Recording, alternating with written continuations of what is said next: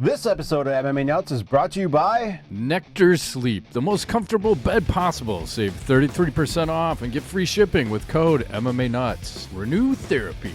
Earn your health benefits daily with a cold plunge. Save $200 off with code MMANUTS200. Hotel Collection. Bring luxury hotel scenting home. Save 45% off with code MMA45. Life Fitness. Work out in comfort and train whenever. Save 10% off your order with code MMA10. Defense Soap. Everyday soaps for everybody. Use code MMA Nuts to save 15% off your order. Hey fans, this is MMA Nuts, episode 613. 613. My name's Nico Weigel. Now we're at the MMA show. By my fans, for my fans, walking the line between serious and ridiculous. Nice. Is that a potato chip or a guitar pick? Guitar pick. I just realized I have no beverage, but that's okay. That's racist. Drinking the air. How's it going? Phenomenal. That's why I drink Kool-Aid 24/7. I like it. Always drinking the Kool-Aid. Sometimes it's good. The You don't proverbial know. UFC Kool-Aid. That's right. They had one. We can go right into it. They did. Yeah, Mackenzie Dern, Angela Hill. Oh yeah. Let me tell you How'd it go? exactly how we thought. Mackenzie Dern fucking mauled Angela Hill for 5 rounds. Yeah. It was impressive. Her stand-up is, it's always hard when you have the jiu-jitsu players trying to learn stand-up. And I want to say it was Perillo as her stand-up coach. So she's got good coaching, but she's so wild. I love it though, because she's just like throwing bombs and she's taking one to give one, but she was timing, her timing was on point. So like she caught Angela, I think, with a knee at one point and dropped her. And the only thing that irritated me, but let me just take a step back, but she clearly won the fight. 4-1. I mean, you could argue some of the rounds were 10-8s, like probably at least one of them, because she's just manhandling or woman handling her on the ground. Yeah. But, and I like watching it. I don't know. There's something about watching Mackenzie Dern, like, woman handle another woman. It's fucking cool. But if I don't understand her jujitsu, because she's supposed to be very good at it. And you got to give credit to Angela Hill because she was unsubmittable in this fight. So it went to decision. But so Dern's got the armbar locked up and Hill is defending it with her hands grasped. So they're just fighting because she's got it hooked with her arms and is trying to break the grip, like my hand strength versus your hand strength. I'm like, why the fuck won't Dern use her foot? It's right there. Just push the arm with the foot and then yank it. Like that seems like, as a basic fucking jujitsuer, it seems like she could have got it because she's just fighting hand versus hand and she couldn't win that battle. And then Hill would just at some point take her hand that was getting armbarred and then shove it between her legs and then squeeze her legs. And then the glove is stuck between the legs, so Dern can't get it out. So, but she had ample opportunity to just use her foot to push the arm to break the grip. So you're not fighting hand versus hand. Use a stronger limb to break that. Makes sense. Yeah. You can also go, like the hands are like this. People pull here. You can also come around and pull the other elbow. So now this, instead of being here, it's here. And then you come back under and you can get the art because now they have less leverage. You follow what I'm saying? Yes. So like instead of, you can take the foot and push or whatever, or you can grab like around this elbow and just pull, because she's just not going to have much leverage there because then this arm's negated. But good for her for having good submission skills. Yeah. I mean, it was a clear domination because, like coming in this fight, she was talking about all the issues she was having with divorce, managers, this and that. And I think this was the first fight where she just fucking threw caution to the wind and just dominated. So it was great win. And then afterwards she says, I think I want to fight against Rose Namajunas. Like, holy shit. I didn't know that's what I needed in my life, but I need that fight in my life right now. Like, let's fucking do this. That would be a hell of a fight, especially like how scrambly Rose is on the ground too, and how good of a striker Rose is. Like, that one just says fight of the night. Like, fucking A, like, make that shit happen. I like it a lot. It's been a while since Rose fought, no? Yeah, I don't know what her gig is besides head games on herself, but it was been a year. May 7th, 2022. She lost to Carla Esparza. Man, that was already a year ago. Remember, that was that bullshit game plan where she's like, I'm gonna do the bare minimum and game plan this fight to death and make it one of the worst fights in UFC history. Yeah, that was a year ago. Man, that feels like it just happened a few months back. Right. I would have guessed 6 months, maybe. Yeah. Max. Oh, fuck. Okay. I'm slide by. You don't even know it. Breakneck speed, as we like to say. Yeah. Yeah, it's who the fuck was I listening to? I think Bill Burr was doing a podcast with Stephen Wright, and Stephen Wright had written a book, and he's talking about like time is going fast but going slow at the same time. So imagine you're on an airplane that's going X amount of 100 miles an hour, and you're a snail on that plane, like crawling on an armrest. Like sometimes it's going fast, but at the same time, it's going very slow. Like, I get it. That guy's a very deep thinker. Yeah.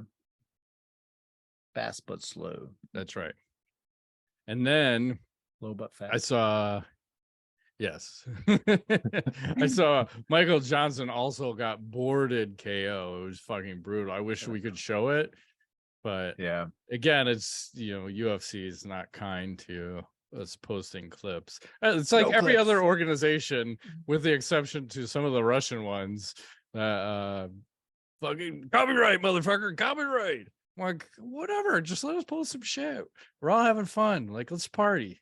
Right. Trying to promote your stuff, people. Exactly. Right. It's like, really? Like, I showed 10 seconds. Is that going to defame your brand? It's going to elevate your brand. Like my cake. Your grandma will be watching. That's what will happen. Speaking of that, let's get into some sponsor action right off the bat. Okay, a little true classic, yeah. Yes. Father's Day is around the corner, and one thing's for sure, people: dads have enough ties, tools, and baggy tees. This year, give the dad, father figure, mentor, or loved one in your life the gift of looking good and feeling good with True Classic. From the guys who brought you the perfect fitting t-shirt, True Classic makes premium everyday essentials more affordable than ever. Whether you're shopping for yourself or looking for something they'll love, stress less this year with 25% off at trueclassic.com. Just use code MMA25 at checkout. That's right. And dads, they come in all shapes and sizes. But if there's one thing these guys are good at, it's a great fitting t-shirt for everybody. True Classic shirts are ultra soft and fit it in the arms and shoulders with just enough room where you need it for the perfect fit and feel every time. Bundle and save on packs of your favorite styles, from button downs to Henleys to polos. Yes, we need to get them to send us some new shit. True Classic is hooking our listeners up with an exclusive deal to help you get ahead on gifting. For a limited time only, get 25% off with the code MMA25 at trueclassic.com. That's 25% off with code MMA25, plus free shipping included on purchases over $100. I wish I had more True Classic. I would wear it all the time. Like, they need to make like a True Classic suit or something, or a sport coat. That fabric they use, so comfortable. Love it. Delicious. If I could eat it, I would. You probably could eat it. It's probably edible. And also, this episode is sponsored by Ridge Wallet. Gifting for dads can be hard, so here's an easy thing to gift that your dad will love. That almost made sense, but you know what I'm saying. It's Father's Day is right around the corner. You got the Ridge Wallet, and once again, the thinnest and most durable. You got your cash and your cards all right there. Yes, and it holds up to 12 cards plus room for all your cash. Like Matt said, there's over 30 colors and styles, including carbon fiber and burnt titanium. That's what it's about. It's aggressive. The wallets have over 50,000 awesome. 5-star reviews. The durable material means each wallet comes with a lifetime warranty. The Rich, is it yours or the wallet's? I don't know. The Ridge team is so confident that you'll like it. They'll let you test drive it for 99 days. You can send it back for a full refund if you don't love it. That's right. And Ridge is making gifting easy with one of their biggest sales of the year for Father's Day. Just go to ridge.com/MMA-nuts to get the best deal possible. Seems like a great present. Mm-hmm. My dog is outside chewing a bone. It's a very weird sound. I can't hear it, but okay, good. Just making sure. Bones are good. Crunch, crunch. He's happy Sweet. as a clam. Are clams happy? Probably. They smile. It depends what kind of clam. Bare Knuckle FC. Just want to talk to you about something real quick. Good. Got a little photo action from over the weekend. We got Jade Wong versus Taylor Starling. I'm curious if you like what we're looking at here. I approve of this messaging from Bare Knuckle. They know how to do things right. Here it is again. So another different type of shot. So now that we have that, I also want to draw your attention to the worst tattoo in any sort of combat sports has now been eclipsed by this gentleman, Mr. Andrew Potter. What the hell is happening here? Is this real? That almost looks like a permanent mark or prison tattoo starting. It does. Pretty wild. It's supposed to be a scary guy, but you know. But since you brought up that bare knuckle, I have a little bit of the fight. Let me pull that up between those two ladies. You do. I like it. Saving that for wasn't sure if we could show that, but yeah, we could. I show never a know bit anymore. of the action. You never know. It's always safe to err on the side of caution because you know. I don't want the YouTube bot after me. They're everywhere. Everyone's after us. So here's a little bit of that. Oh damn! Nice. OnlyFans. Yeah, they're big bare knuckle fighting championship sponsor. So rock and roll. And then Francis Ngannou, I don't know if we mentioned it last week, but he had signed with the PFL, but they finally released the deals or the details of the deal. So this is a little lengthy, and then we can kind of talk about good, bad, indifferent. So it's 2 or 3 fights. They're guaranteeing like a high 7-figure purse for each fight. He gets a split of the event's net profits, a signing bonus or salary to serve as a brand ambassador for PFL. He has the right to own his own sponsors in the cage. It's non-exclusive with regards to boxing. There's no champion clause or other extensions. And then a minimum salary for his opponent of $2 million. And they also said that the deal with the PFL had been agreed to verbally for 2 months. Because remember, he was like I think he was shopping it to ONE FC afterwards to say like, I already got this. And then they're like, fuck you, we're not going to do that. And then I think they're starting the PFL Africa, where he's going to be like the grand poobah or whatever, like the head guy of everything. Talking about him, and this is some of these details now are from, I believe he's on the MMA Hour with Ariel Hawani. Talking about he may have a tune-up fight in boxing this year with hopes of facing Deontay Wilder in 2024. Wow. Like, that's insane. He's keeping an eye on the PFL heavyweight tournament, and the winner could be a candidate for his first fight. He said he's still down to fight John Jones if they could get that worked out. And if it was up to him, his next opponent would be Tyson Fury or Deontay Wilder. So what are your thoughts on that deal? Good, bad, indifferent? I mean, it's a hell of a deal. Good Lord. Like, everybody's taking home fees. How are they going to afford to pay everybody all this money? That even the opponents are getting crazy money. Like, can I sign up to fight this guy? I mean, I could use the money at this point. I'll do it. Yeah, that's like an instant KO, but fuck. Whatever. Okay. It'll be entertaining. I'll take one too. Hopefully I don't end up with brain damage. How about me and you versus him? Fucking what's that other organization that's overseas? Fight Circus. Let's go. Say, I don't think we have a chance. Even we have no chance. It's like it'll be. That's not gonna be good for our health either. It'll be entertaining, but I won't even go for a takedown. I'll say this. I won't even go for a takedown. I'll just stand and try to bang it out and get knocked out in the process. How's that? Okay. You can shoot takedowns, but I will go stand up only. I'm gonna get murdered. I'll try to take his back. I'll run around the other side. Get him from behind. Exactly. Choke him or something. Yeah, I'll throw fucking push kicks. There you go. I mean, incredible. I just wonder what will happen if he loses a fight. You know, is this going to stand? I mean, it's nice that he gets to do like other things, but this is unprecedented. I don't think this is going to, I don't know. Like, there's got to be some weird out clause. I don't understand how they can pay this. This is just high seven figures. What is that? Like 10 million? 20 Something million? like that, at least. Yeah. What's high seven figures?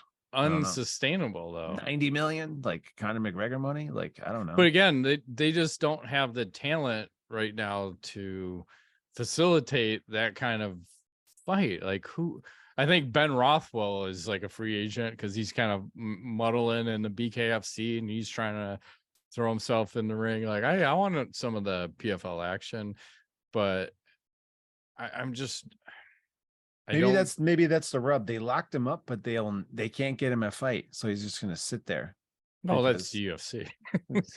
You know. But I mean, it's cool that he'll be able to box, and then I hope it works out, because what you don't want to see happen is, it sounds like there's going to be some more consolidation, because the rumor is that Bellator is for sale and a potential bidding war between the PFL and ONE.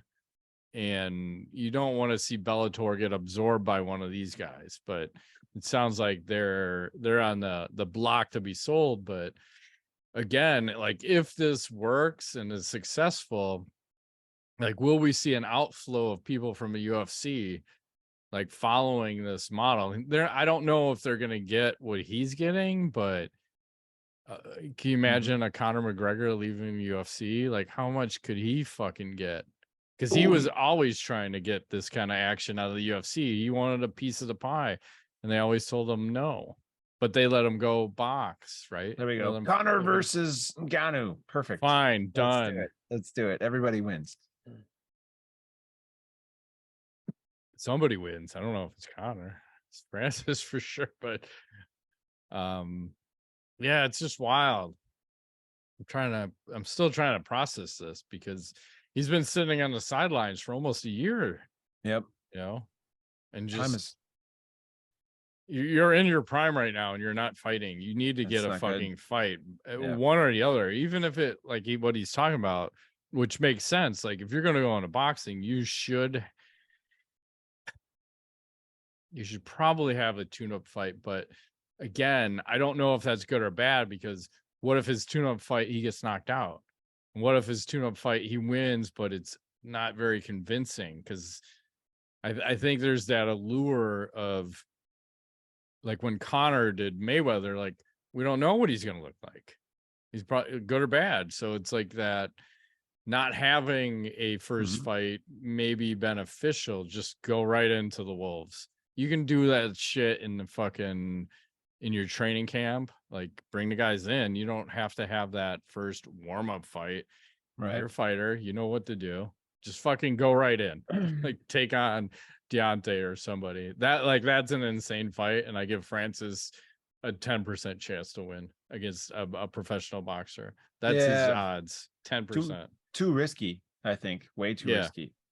Especially like your first one. It seems like the better bet is to make the 10 mil on an MMA fight against like some pie that they're going to throw at you, and then do your boxing match for whatever 100 million. That's the thing. Like, you got to get relevant again, because sitting out, you're not relevant. Nope. So I don't know. I guess we'll see what happens there. I just want to see him fight sooner rather than later because we're fucking sitting around too much. Let's get it. Let's get it. I agree with you. What else is happening? That's right. Well, speaking of boxing, Yes. you know that video I think we showed last week of KSI versus Joe Fournier, where we had that unfortunate elbow that happened. Blatant elbow. Like I mean, I wouldn't call him a cheater, but these things happen. It almost looked like he meant to do it, but like a forearm shiver.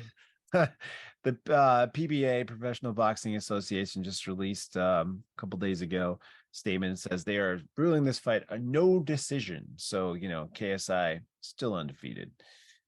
Feeling good. Yeah, no contest. Good for him. Like that's the right call. And I'm kind of surprised that we got it, but it was egregious. So the right call, because usually, like we were talking, I think last show, the athletic commissions usually just stick to the decision, but that one was so clear that I don't know how they didn't get it right then. Like, can't you go to instant replay to see you obviously fucked that call up and fix it on the spot? But no, we're gonna just say, oh, blah, blah, blah, and then come back. But at least they got it right. So I guess that's the positive thing. So yeah, we'll take that. Mm-hmm. I saw Dana White announced the card for UFC 291, and it's pretty fucking solid. So I will share this here. I'm excited. Is that in June? July? You have Dustin Poirier versus Justin Gaethje. You heard me. Dustin Poirier versus Justin Gaethje 2 for the BMF title coming out of retirement. I love it. Number 2 versus number 3. Jan Blachowicz versus Alex Pereira for the light heavyweight title. Tony Ferguson versus Bobby Green. Paulo Costa versus that guy. Stephen Wonderboy Thompson versus Michelle Pereira. Derek Lewis fighting Marcos Rodrigo de Lima. Like Stephen Thompson's chances for some reason in that fight. So yeah, Michael Chiesa versus Kevin Holland. This is a fucking solid card, man. It's pretty good. Like every fight's got a little something to offer, but you got the BMF title on the line. Well, I was reading about that. Dana was talking about the BMF title, right? And they were, you know, I think they were interviewing him earlier in the week and last week, and he was saying that, you know, they were like in the war room trying to make the fights, and they're in there like on Tuesdays putting the card together for this, you know, match, and they were like, this is the fight, you know, Masvidal's retired, so they got to put this BMF belt on the line, and you know, there's no better guy, you know, these two guys are just crazy. Yeah, it's going to be fun, exciting, and that apparently they want this belt to keep circulating, so good for them. I think it's fun. And if apparently there's guys beating down his door, like wanting to fight for this belt, like more so than other belts. It's just like this weird, like this make-believe belt. Yes. I'm just waiting for Conor to request the super SBMF fucking belt. I want to be the super baddest motherfucker. Yes. Like, okay, well, maybe. Yes. But yeah, I mean that you can just say fight of the year right there, because I think both of them have a couple fight of the years under their belts. And you know, Gaethje's my favorite fighter, and I think this is the second time around he wins. Leg kicks. That's all I got to say. Spam the leg kicks. What else is going down? My last bit of news, reading about the McGregor versus Chandler fight situation. And apparently McGregor's getting in the USADA pool, and they're looking at doing this sometime in November, December at the Gardyn. And you know, I guess they're going to announce this at some point during the airing of The Ultimate Fighter, because it's like in the works. I think the big question is can McGregor be in the pool long enough to like qualify to fight, or to be clean enough to fight? Will he get the Brock Lesnar exemption, you know? And he should. Like, he's fine. Let him go, you know? I don't know. I like Chandler's chances in this one. So no matter what they do, roided up or not, you know? Well, or coked up. I mean, look at this little interview or something. I guess I could share sound, but we'll see what happens here. let's not go a lot, but how much cocaine is he allegedly on? I'm a southpaw. Ryder was a southpaw. Billy Joe was a southpaw. Yeah. I've seen methods. I've seen things I do, and I know he's waning. I'd fight Canelo, no fucking problem. Yeah, no straight, no problem. I don't. And how big is his nose getting here? Like, what the hell is going on? Like, everything's growing bigger. He doesn't look like Conor McGregor anymore. No, his head has grown. Like maybe he's inflated it from all the steroids and fucking who knows, man. Testosterone. Well, he had I mean, you have a horrific leg break injury. You've got to do the steroids to recover from that, period. And that's why he's like retired or out of the testing pool, come back in the testing pool. But then he's going to feel so shitty. But again, he's got the most amount of money out of any MMA fighter. So he'll have the best drugs that are undetectable, better than John Jones. So I'm sure he'll be all right. I really question if that fight's going to happen, because it just seems like keep getting pushed and pushed and pushed. And yeah, next thing you know, it won't happen. Quick fight announcement. Aljamain Sterling they said he's going to be defending his bantamweight title against Sean O'Malley on August 19th at UFC 292. So okay, a little quick turnaround for him. Probably favors O'Malley in that one. And then someone did a study on like the champions in the UFC and what their primary fighting style is. So I want to pull this up so you can take a look. Okay. Let's see. I bet you wrestling's a big part. You know it. It's not jiu-jitsu, it's wrestling. So this is UFC champions by primary fighting style. 28 with wrestling, 17 with jiu-jitsu, 12 boxing, 6 kickboxing, 4 Muay Thai, 2 taekwondo, and 1 karate. But again, what I think it comes back to is like, if you can dictate where the fight happens, you're going to be successful. And where do you do that? You do it with wrestling. And then you see that the problem with a lot of the people is they can't control where the fight goes, even like the jiu-jitsu masters. And then that's a problem, because even Mackenzie Dern we'll go back to that fight.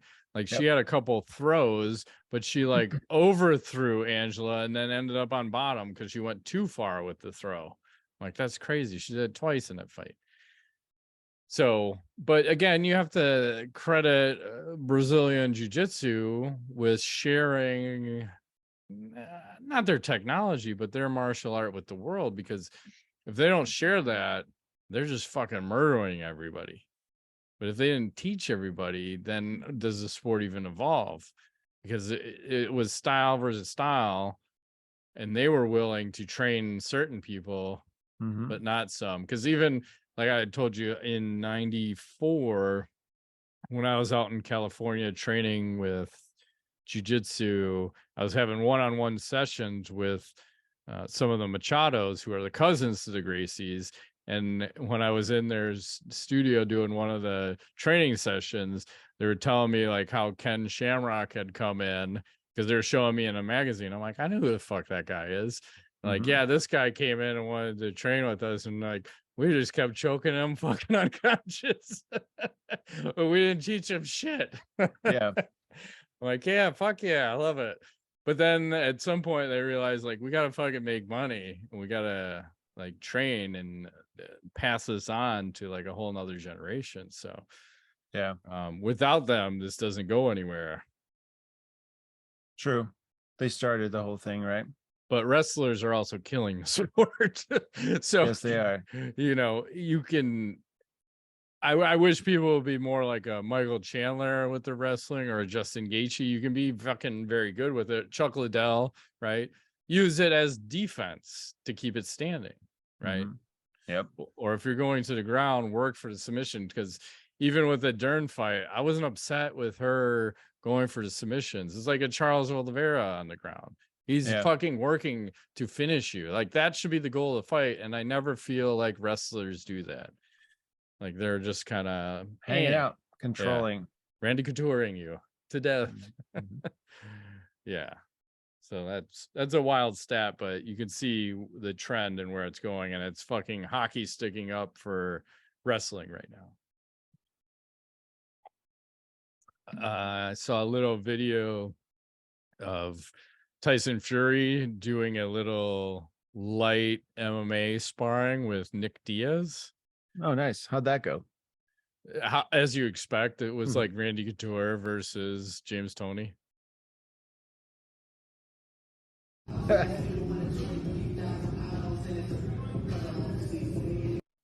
But again, like a lazy takedown, and he gets top position. And easily just, and that's a heavyweight versus 170, 185er. Yeah. Easily got top. Well, Fury's like a fish out of water. He doesn't know what to do. And it was weird because he was also talking shit to John Jones the other day, because I think Rogan was saying something about how John would just murder Fury. And I don't remember if he was talking about in boxing or MMA, but obviously in MMA, John's gonna fucking crush him. Like you can see right here, Nick is manhandling him. And again, in boxing, it's the same thing. I would give it less than a minute, and it could only be more if Jones is toying with him, or if Fury gets lucky and lands something, right? I mean, that can happen. Yeah. But John should be able to use his wrestling, as you were saying, to get the fight to the ground. I mean, that's the smart way to handle him, because you don't want to take that crazy shot. It was, what was it, Ray Mercer on Tim Sylvia? I don't know. It was something crazy. Sounds right. Like an old boxer came into MMA, and they had a gentleman's agreement to not throw leg kicks, and then he threw a fucking leg kick, and it's like, all right, well, I'm gonna knock you the fuck out. Like, you can't. You have to respect the boxer's hands always. So respect. That's right. Then I'm gonna show this one, and hopefully it doesn't get copyrighted. But there was a really fun round in ONE FC. I want to show this, and we'll see what happens. So, because there's not many times where you see a really good round, you're like, holy fuck balls. So, here you go. Oh, wow. They're going at it. Yeah.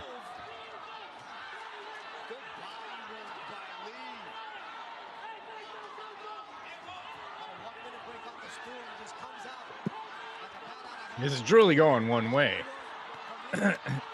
Fuck, man. Wow. It's like, I gotta sit down for a minute. Gotta regroup. Okay, I'm back. Take my 8. I'm ready to come back. He's like almost Homer Simpsoning him right now. Yep. Taking a lot of punishment. But it's to the body, though. Yeah. There's that elbow. Yeah, step in elbow. Another one. Man. Oof. Yeah, throwing down. Yep. Some knees. These dudes are tough as shit. Yeah.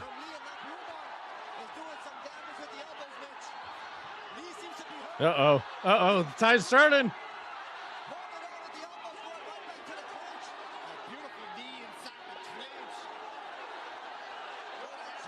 Oh.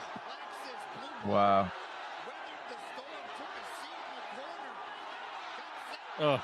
Oh, man. The tide is turning. Yeah.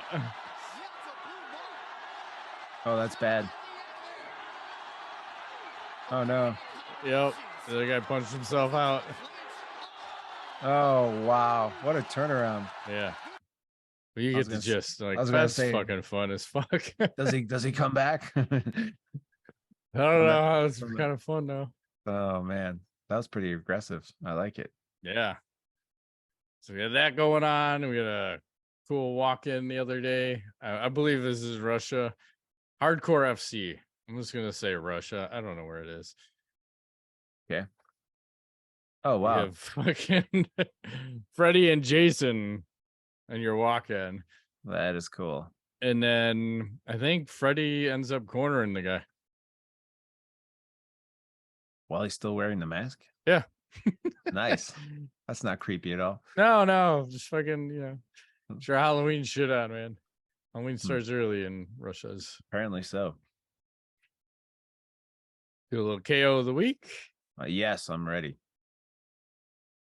What organization is this? ACA 157. there's so many orgs out there. We're gonna go no volume. But this one is wild because he gets a standing KO where he KOs the guy and he just stays standing. Right there. It was like a good couple seconds, and I don't know if we get a replay here. I feel like I know that Dennis Smolderev guy's name for some reason. Oh, wow. Yeah. Just kind of hanging out. Yeah. Zombified. Yep. He had almost like just pushed him down. Like, you're out. Check out. Huh. Crazy. And then let's see. Have you ever heard of this one? It's called Divorce by Combat. So this is a historic vids on Twitter. I like where this is going. It's a medieval way of ending a marriage. So in medieval Germany, husbands and wives could settle their disputes through marital duels. The man fought with one arm tied behind his back in a hole, while the woman wore weighted clothing and used a sack filled with rocks as her weapon. They couldn't resolve their differences peacefully. They would engage in the duel. The consequences were severe. The husband would be beheaded if he lost, and the wife would be buried alive. And they have a little depiction here, but I don't know why the guy has like a baseball bat, because I didn't read baseball bat in there. And this may be the worst picture ever because she's got like a gimp leg. What the fuck's going? Or what? Oh, that's her sack. Sack. That's her ball sack, and then her legs over here. Okay. And very weird titties. That's aggressive. It's super aggressive. What are your thoughts on medieval fucking divorce by combat? It's like trial by combat in Game of Thrones. Right about now, Matt, I think this sounds like a good idea.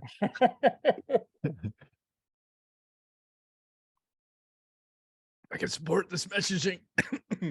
It's kind of like those weigh-in picks. Yeah. Let's see what else. Let's do a tweet of the week. Yes, sir. Tweet of the week. King of the North. We have Conor McGregor. I guess apparently they said he really got Aldo 13S as a number plate on his son's mini Lamborghini. That's funny. Is that respect or super disrespect? Super disrespect. I love it. Fucking asshole. Yeah, you can't do that. You can't do that. Prick to the end, man. That's funny. I thought they were trying to get back on good terms. That's not going to help. No. And then a little Ask the Nuts. They're doing that BMF title. So who should award the belt? You have Triple H, fake wrestler, Arnold Schwarzenegger, you heard me, or Mike Tyson. Mike Tyson. 100%. It's not even a question. No. And then to Canelo. Yes, I just found out something I had on my radar for a long time and then lost track of because Blizzard is like forever delaying shit. But Diablo IV comes out in like a couple of weeks. I don't know if this is your kind of game, but I played the shit out of Diablo 1, 2, and 3 a long time ago. They added PvP and strongholds, and it's going to be like optimized for the Xbox Series X, S, available on PC and all other platforms. But it's like 2 weeks it comes out. I think I might actually buy something in like a long time. So I'm excited about it. Yeah, you have to let me know how it goes because I'm just not playing anything right now. Yeah, which is weird. I don't like it because that just gets me into trouble. You get bored and then you're like, what do I do? Not good things. Mm-hmm. And then I will end it with Katrina Lehner asking people. She's saying, do you know what day it is? Hump Day. Nice. I like it. It is Wednesday. I wish I was there. That looks like a nice sunny pool. I could use some sun. Yep, it's all about the sun. Sun and fun. All righty. We survived. Yep. That has been another edition of MMA Nuts. My name's Ingo Weigel. Matt Griffith, thanks for playing.